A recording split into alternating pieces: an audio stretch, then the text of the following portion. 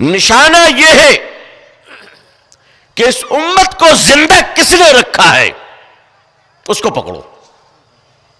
بات سمجھیے، اس امت کو زندہ کس نے رکھا ہے، اس کے رگوں میں بہتے ہوئے خون میں ایمان کی حرارت کو دوڑا کس نے رکھا ہے، اس کو پکڑو. اور یہ پلاننگ آج کی نہیں ہے. 1880 میں برطانیہ کے وزیر اعظم مسٹر گولڈ اسمتھ نے یہ پلاننگ پیش کیا تھا مصر کے نظام تعلیم اسلامی عقیدے کو تباہ کرنے کے لیے.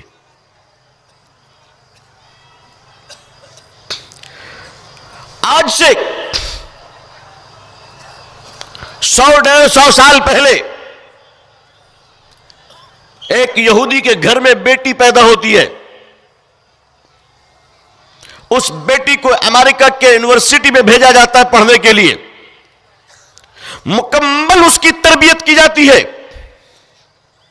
اور جب وہ لڑکی یہودن مکمل تربیت یافتہ بن جاتی ہے تو اس کو کام کرنے کے لیے مصر کے شہر قاہرہ بھیجا جاتا ہے، جہاں وہ بڑی محبت سے اپنی گوڑی چمڑی کا استعمال کرتے ہوئے ایک سچا مسلمان سے نکاح کرتی ہے. اس سے ایک اور لڑکی پیدا ہوتی ہے، اس ماں باپ سے ایک بیٹا پیدا ہوتا ہے. اس بیٹے کو نانی والے نانیال والے اپنے پاس مصر سے لے کر چلے جاتے ہیں، اور یہودی ماحول میں اس کی پرورش ہوتی ہے، اور امریکن یونیورسٹی میں اس کی تعلیم ہوتی ہے، اور پڑھا لکھا کر اسے فوجی کرنل بننے کے قابل بنا کر دوبارہ مصر میں بھیجا جاتا ہے. اسے ہی آج سیسی کے نام سے یاد کیا جاتا ہے.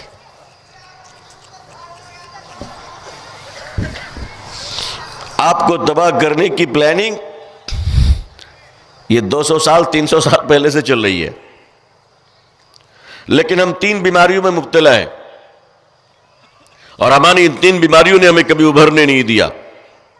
لیکن اس سے پہلے میں آپ کو ایک حوصلے کی بات بتاتا ہوں.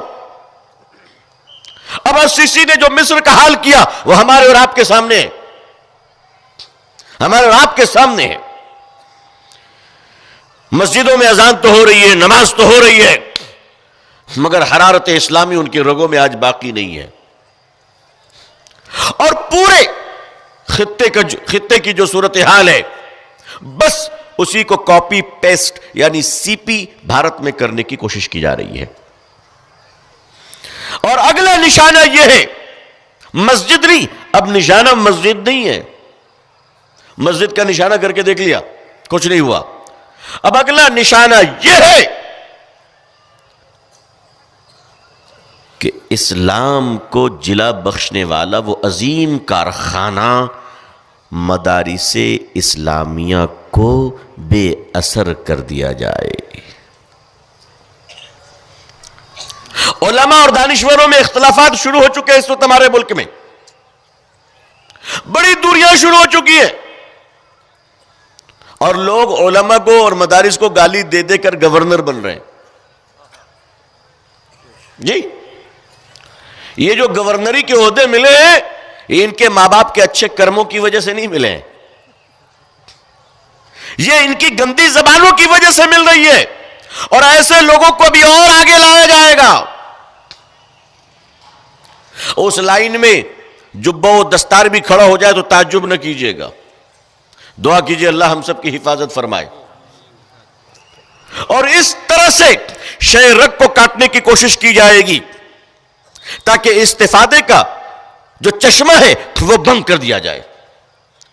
اس لیے مدارس کو بڑی ذمہ داریوں کا مظاہرہ کرنا پڑے گا، اور علماء کو زبردست طریقے سے کھڑا ہونا پڑے گا، زبردست طریقے سے، اور تاریخ کو دہرانا پڑے گا.